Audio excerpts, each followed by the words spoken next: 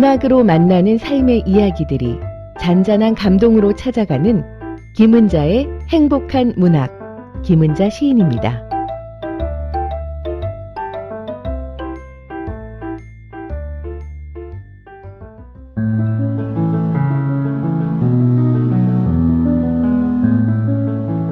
김은자의 행복한 문학.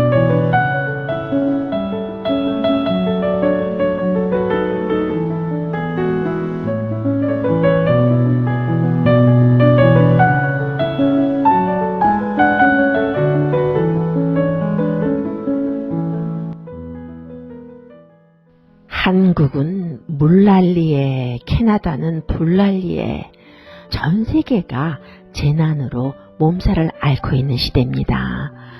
어떻게 하면 좋을까요? 기후변화. 무엇이 도대체 누가 이렇게 만든 걸까요? 문명의 편리함이 이 자연을 훼손시키고요. 적당히 누리면서 욕심 버리고 살면 참 좋았을 텐데요. 인간의 과욕과 또 질주하는 이기심이 급기야는 기후변화까지 몰고 왔습니다. 지구가 점점 뜨거워지고 있나 보다. 그렇게 간단하게 생각할 것은 아닌 것 같습니다. 기후변화로 인해서 식량 문제, 또 물 문제, 홍수, 또 수많은 재앙들, 극심한 폭염, 그로 인해서 질병들이 또 얼마나 많이 생겨요? 질병의 만연화, 다양한 방법으로 우리의 삶을 위협합니다. 기후변화 그 자체로 전 세계에 수없는 난민들이 생겼잖아요. 그래서 또 생명의 위험을 받고 있는데요. 더위가 극심한 요즘입니다. 다음 달에는 또 얼마나 절정을 이룰까요? 한여름 매미소리도 점점 시끄러워지고 있는데요. 세상과 시대를 이해하고 삶의 의미를 성찰하면서 문학으로 삶을 공감하는 행복한 문학, 아름다운 소통 시작하겠습니다.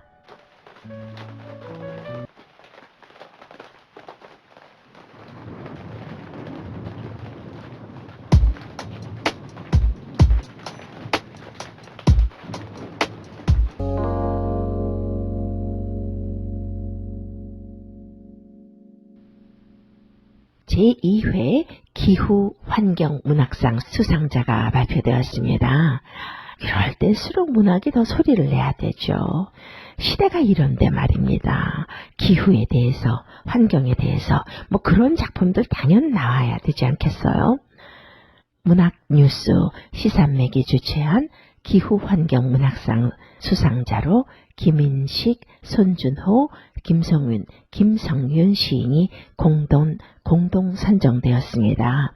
수상작은 김인식 시인의 한 포기 엘크 외 2편, 손준호 시인의 반려해변 외 2편, 김성윤 시인의 데드존 외 2편이 선정되었는데요. 각각 300만 원의 상금이 수여된다고 합니다. 100만 원의 기후환경 홍보 기프트를 제작해서 홍보물로 쓸 예정이라고 하고요. 지구의 기후, 또 환경에 관심을 가지고 좀 더 좋은 지구 환경을 만들고 또 환경을 살리고 지키는 일은 먼저 사는 우리들이 후손을 위한 당연한 의무인 것 같습니다. 그것이 기후환경문학상이 제정된 이유이기도 하다고 하는데요. 기후와 환경으로 인해서 현 인류의 고통을 위기 인식하길 바라는 마음에서 제정된 문학상이라고 합니다. 올해 심사는 송용구 시인, 박민영 평론가, 한명의 시인 등과 작년도 수상자인 조영심 시인이 맡았다고 합니다. 기후환경에 관한 이 문학작품들을 널리 알리고 또 소개하고 또 읽으면서 인간이 너무 이기적이었구나. 정도를 지나쳤구나. 우리 지구가 지금 이렇게 아파하고 있구나. 심각성을 깨닫기를 바랍니다. 오늘 그런 의미로 기후환경에 대한 시를 소개하고자 해요. 첫 번째 시로는 박경리 소설가의 기다림이라는 시입니다. 박경리 하면은 한국의 대표 소설가인데요. 시도 참 좋은 시도 많이 쓰셨습니다. 박경리 시인의 기다림 낭송 듣고 돌아오죠.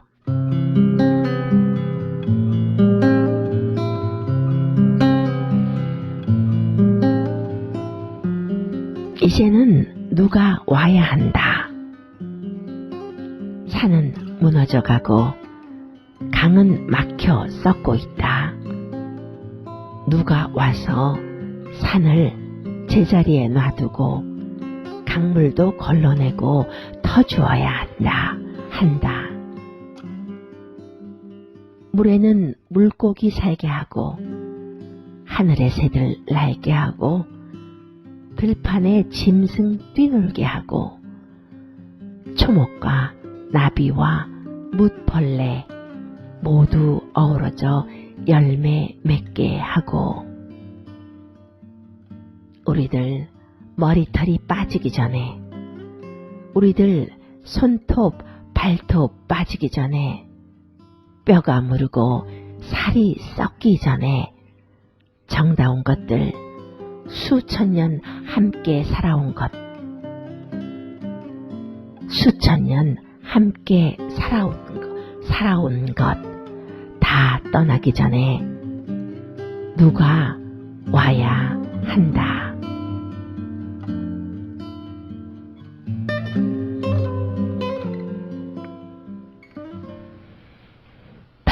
너무나 당연한 것들을 노래하십니다.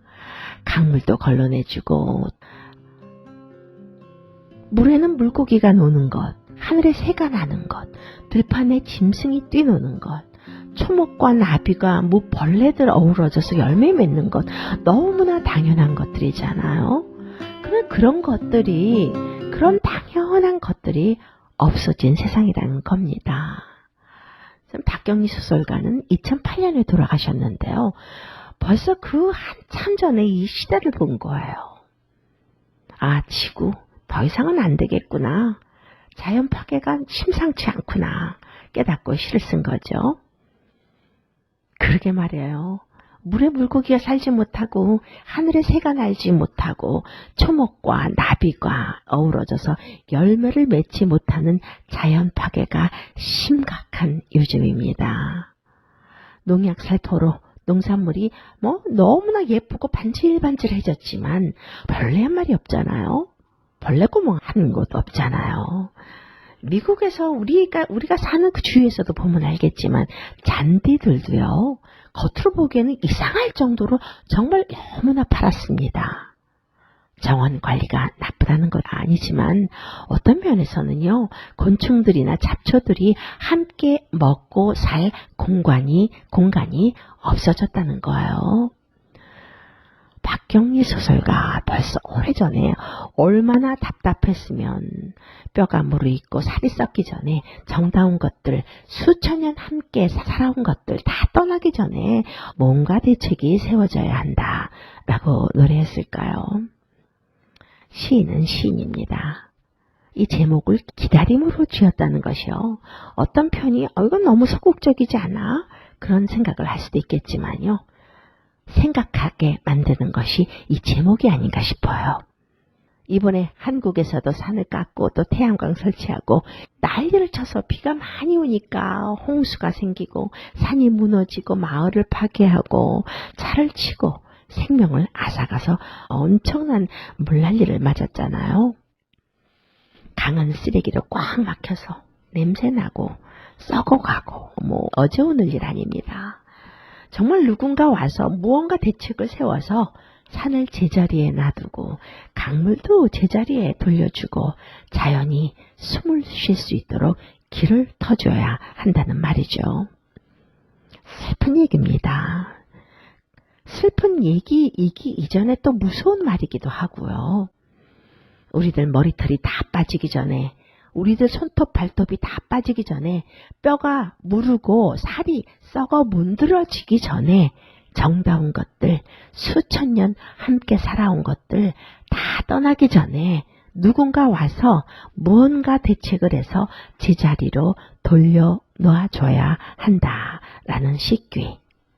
자연 파괴, 또 환경 오염, 생태계가 얼마나 심각한가, 또 인간들이 그로 인해서 얼마나 병들어가고 있는가 잘 말해준 시입니다.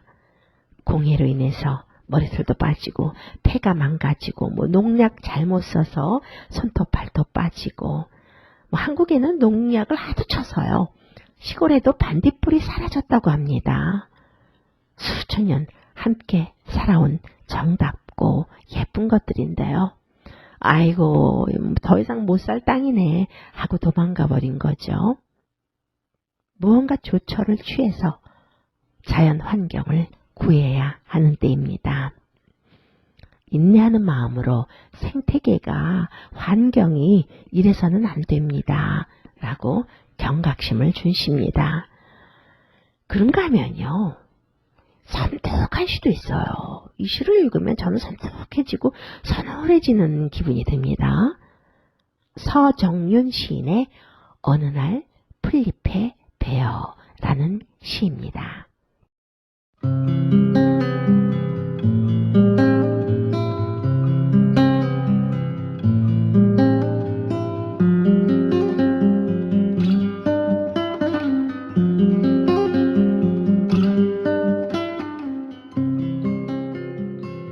냄새도 색깔도 감추고 살금살금 기어들어 심장이나 뇌에 치명상 입히는 연탄가스, 산불의 열기, 가벼운 공기 제트 기류 타고 일산화탄소 뿜어낸다.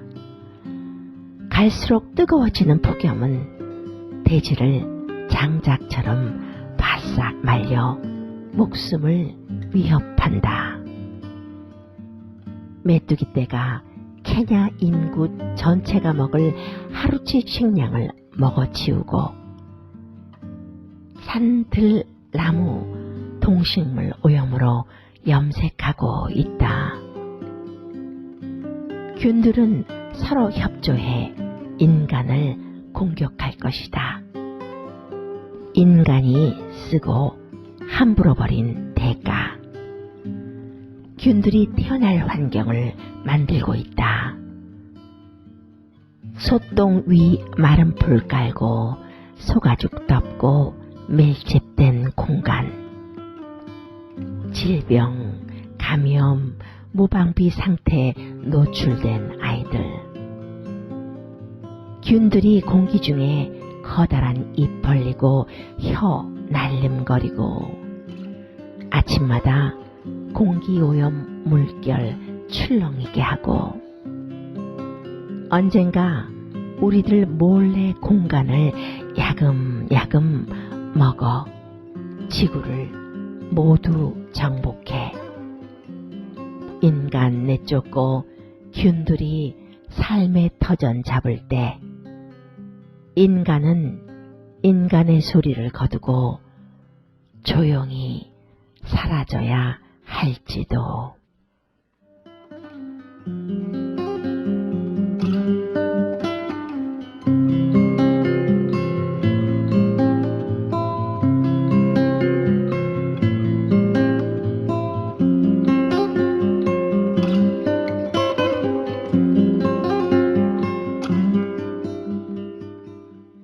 섬뜩합니다.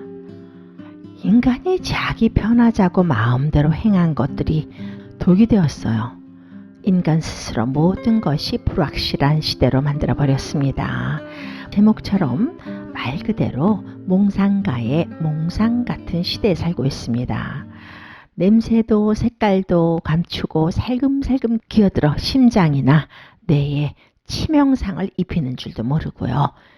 자연을 향한 절제와 양보는 손톱만큼도 없고 자연 확 부시고 나무 확 패서 아파트 짓고 산 확 깎아서 태양광 설치하고요. 건물 세우고 욕망이 가득한 사회입니다. 그런 부작용이 생태계를 무너뜨린 거죠. 갈수록 뜨거워지는 폭염, 바다에는 쓰레기 섬이 있고요. 인간들이 쓰고 함부로 버린 대가가 사실은 균입니다. 그 균들이 정말 서로 협조해서 인간을 공격할까봐 두려워요. 시작된 것 같기도 하고요. 이제 간신히 코로나에서 벗어났습니다. 균들이 공기 중에 커다란 입 벌리고 혀 날름거리면서 아침마다 공기 오염 물결 출렁이게 하고 언젠가 우리들 몰래 공간을 야금야금 먹더니 지구를 정복하려고 하고 있습니다. 그러다 보면 이 시의 마지막 쉽기처럼 말이에요. 인간은 인간의 소리를 거두고 조용히 사라져야 할지도 모르는 거죠.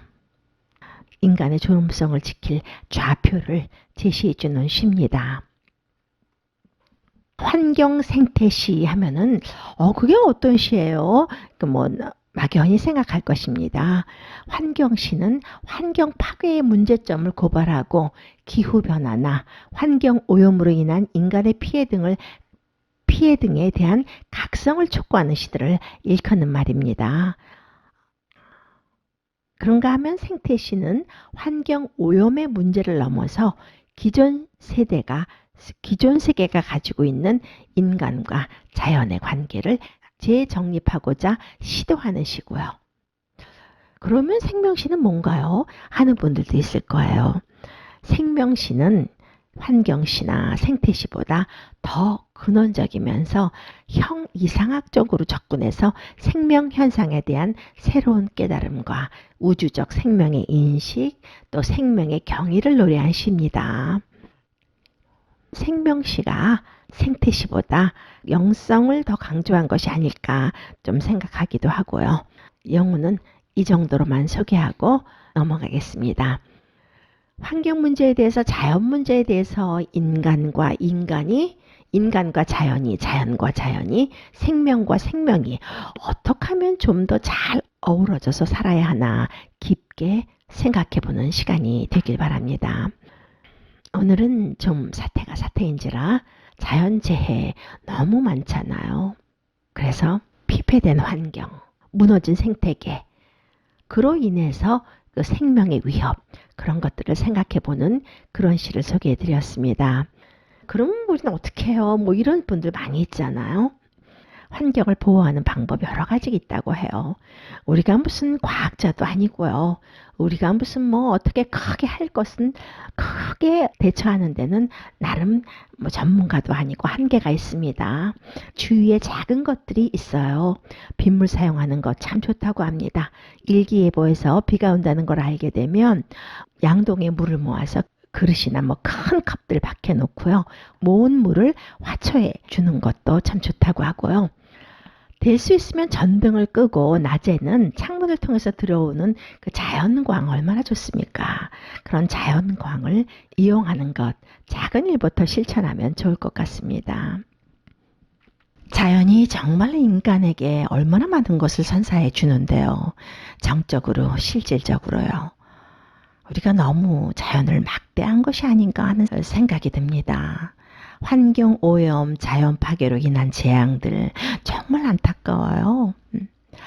그런 마음으로 그냥 끝날 수는 없어서 좀 그런 마음, 안타까움, 또 슬픔 정화시키면서 자연의 욕심 없음, 아름답고 위대한 자연을 노래한 시가 있어서 여기서 정호승 시인의 새들은 지붕을 짓지 않는다를 잠깐 소개해 드리겠습니다.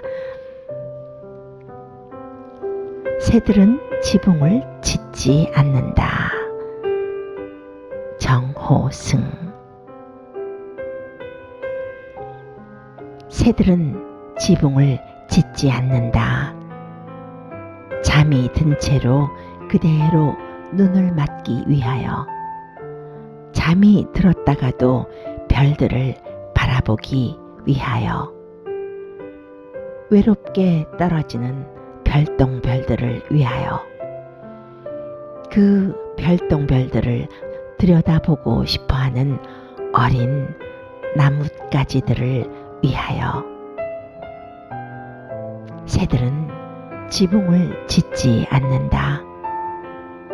가끔은 외로운 낮달도 쉬어가게 하고, 가끔은 민들레 홀씨도 쉬어가게 하고 가끔은 인간을 위해 우시는 하느님의 눈물도 받아둔다. 누구든지 아침에 일찍 일어나 새들의 집을 한번 들여다보라. 간밤에 떨어진 별똥별들이 고단하게 코를 골며 자고 있다. 간밤에 흘리신 하느님의 눈물이 새들의 깃털에 고요히 이슬처럼 맺혀 있다.